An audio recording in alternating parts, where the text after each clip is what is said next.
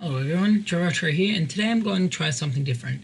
I'm going to be doing an unscripted video on a new game that just came out, or rather, a game that came out on the 28th. I'm a little bit late with this one, so yeah. Before I get into the main review, it's feature comment time, so shout out to Kit Corrali YT who said, "Poor Marios, they never got to know what life on the podium was like. Press F to pay respects." And he said this on my Mario Royale video. Sorry for the recent lapse in videos, by the way. I've lost my stride since I've been busy with the HSC and getting footage for this video. I've been having a lot of fun playing Mario Maker 2 itself. So without further ado, let's get straight into a review. This is my JaRetro Covers on Super Mario Maker 2. So, I've got a few points here on my script. I'm going to go over making courses, playing courses, and the whole sort of idea around Super Mario Maker 2. So, I really enjoyed making courses, and it takes a little bit of time to learn how to make a good stage. And if anyone is really interested, I highly suggest the Game Maker's Toolkit video on how to design a good Mario level. Also, Steve's video on it was really good. I watched a lot of his videos, whilst I wasn't able to get Mario Maker 1 because it was a Wii U game and nobody bought the goddamn Wii U. Search up tutorials frequently if you actually want to make good stages. I highly suggest going with a simple mechanic first and then building it up in challenge. Bad designs include Kaizo levels, putting traps at the beginning, recreations of 1-1 from Super Mario Bros. That don't actually have a good twist on them. It's disappointing. I'll get into bad courses later, but let me just say that it feels great to make a genuinely good course.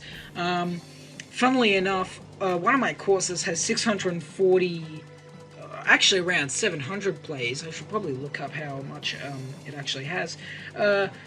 This is probably more, it's definitely more than some of my actual good videos have gotten, and back when I was in my prime. So this game that just came out, I'm getting more attention from that than on my actual channel. Not that I'm doing this for attention. At this point, I'm doing it for the fans, because like a lot of people genuinely want me to come back and stuff like that. So yeah.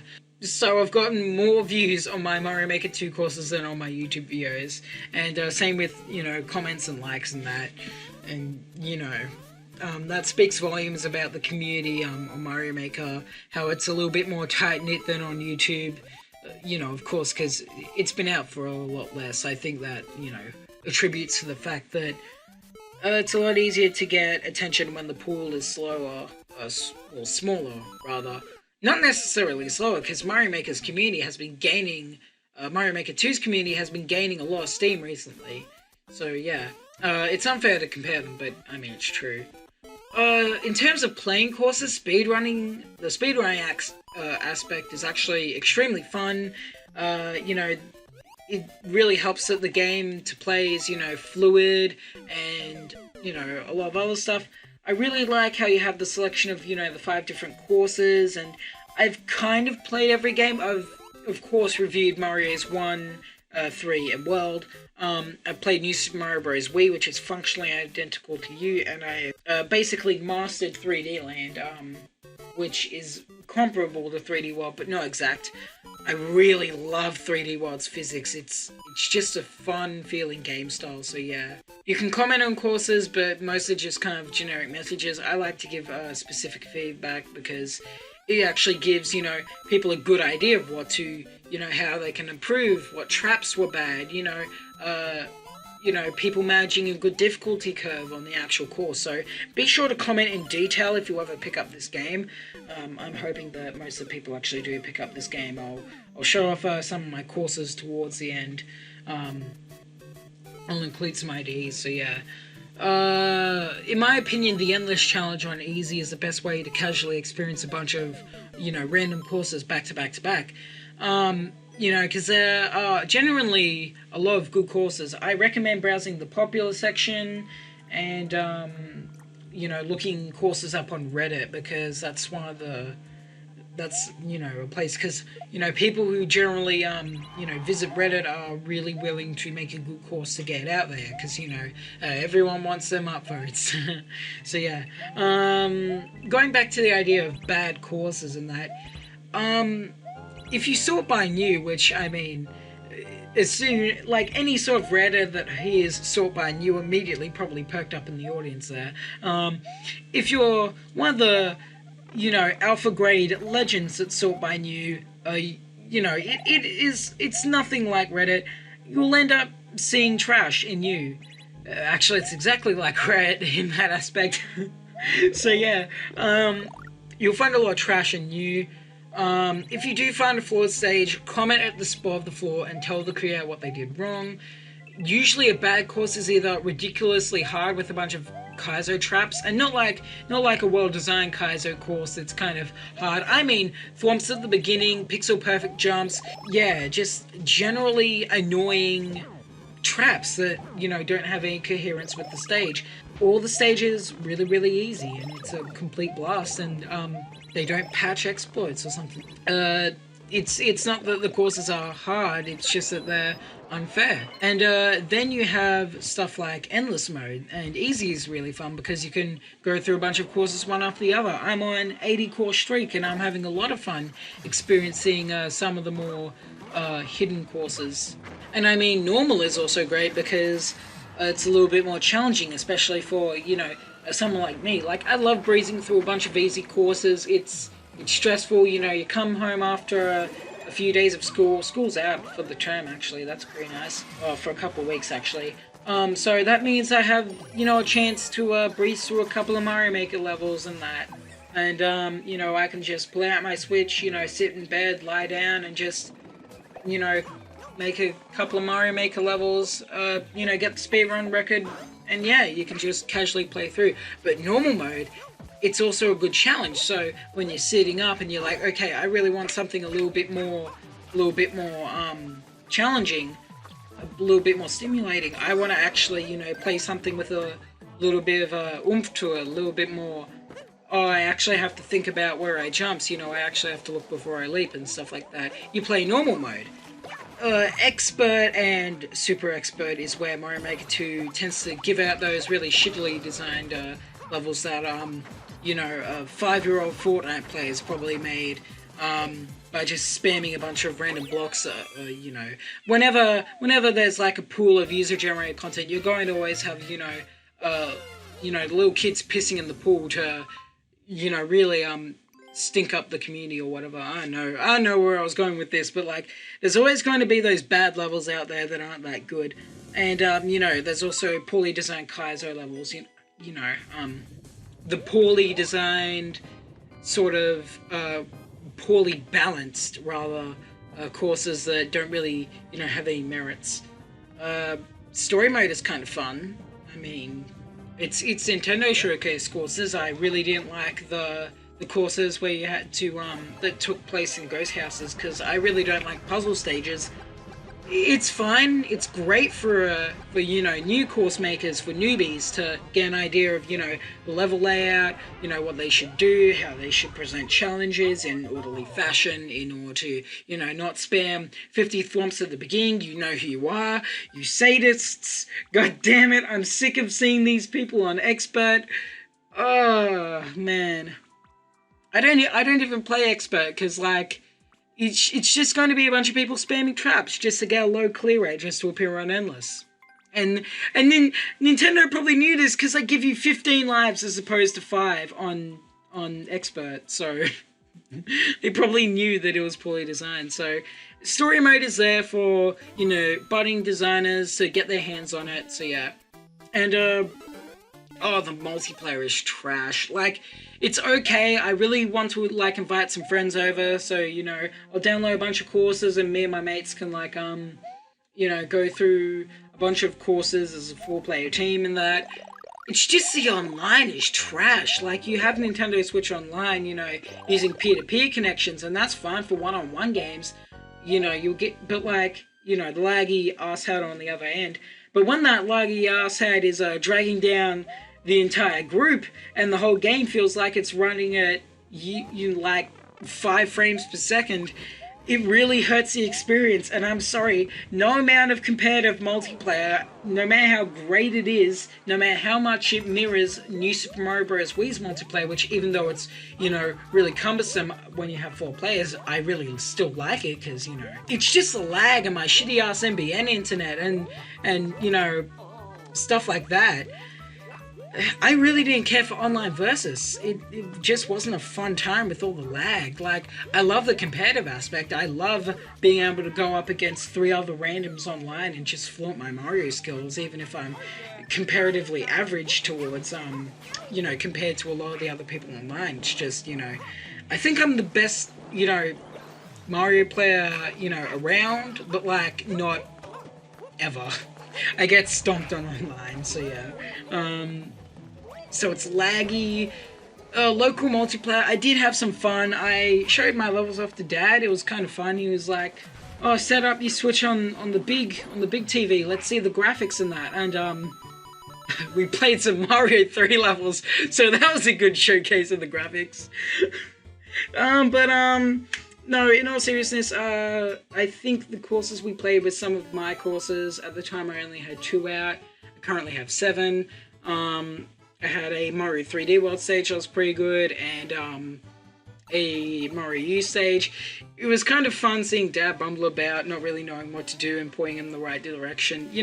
It's fun playing with people who don't really know how to play the game, because, you can teach them and they pick up the controls, because Mario is, a very intuitive game in that, especially, you have the 5 different games, Mario 1, 3 World, U, and 3D World. It's really nice, just, it's why I want to, invite some neighbors over or some friends over, or get my family more into Mario, because of, the more recent Mario games having great multiplayer. So yeah. So that wraps it up for the actual game. I actually pre-ordered Mario Maker, however, and I got some pre-order bonuses. There was this drawing booklet. It's fine, it's literally just a bunch of grid paper in a book. I really like the Mario Maker 1 art book they got from a fan who I'm very happy, because, like, no one really liked the Wii U in that, and I think he was just trying to get something off, because, he knew I was a big fan of Mario.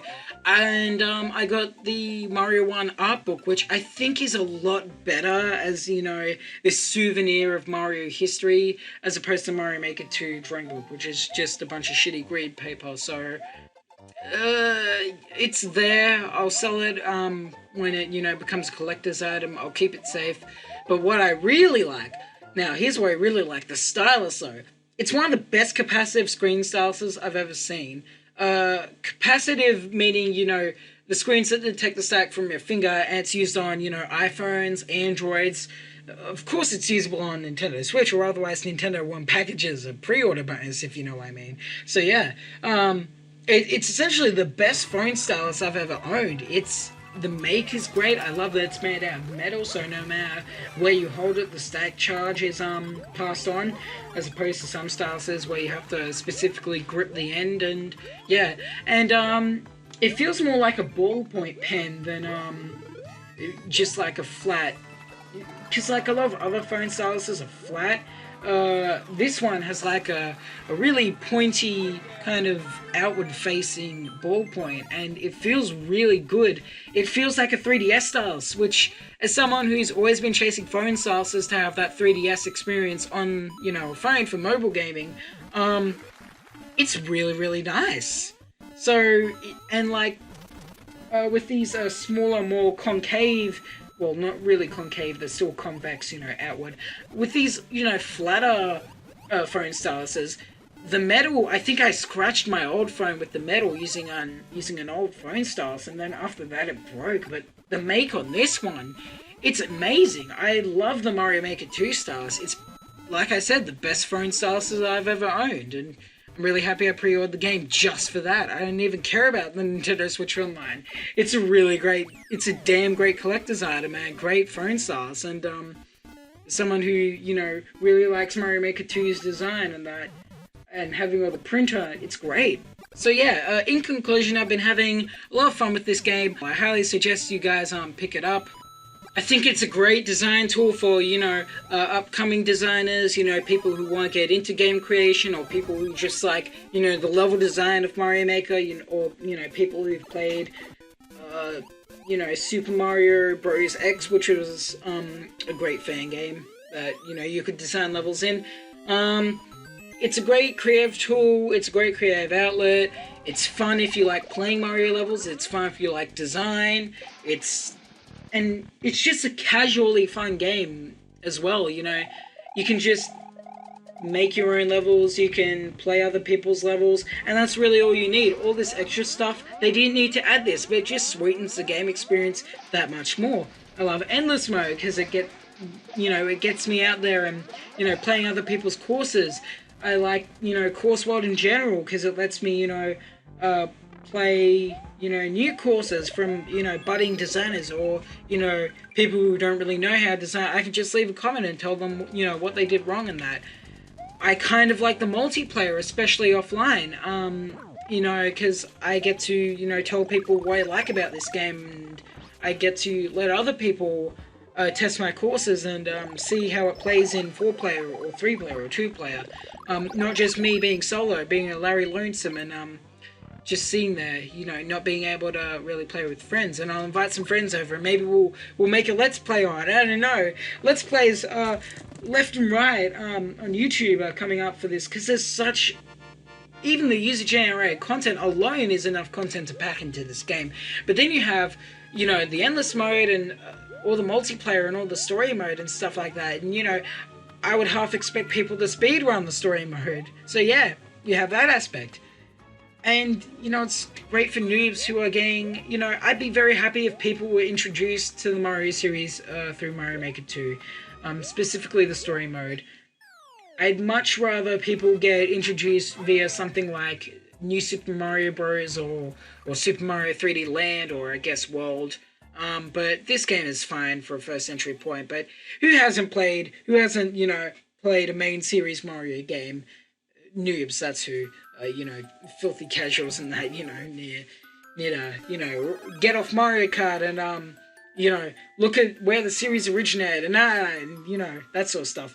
But, that's my thoughts on Mario Maker 2. Great game. If you don't have a Switch, get a Switch for Smash and Mario Maker 2.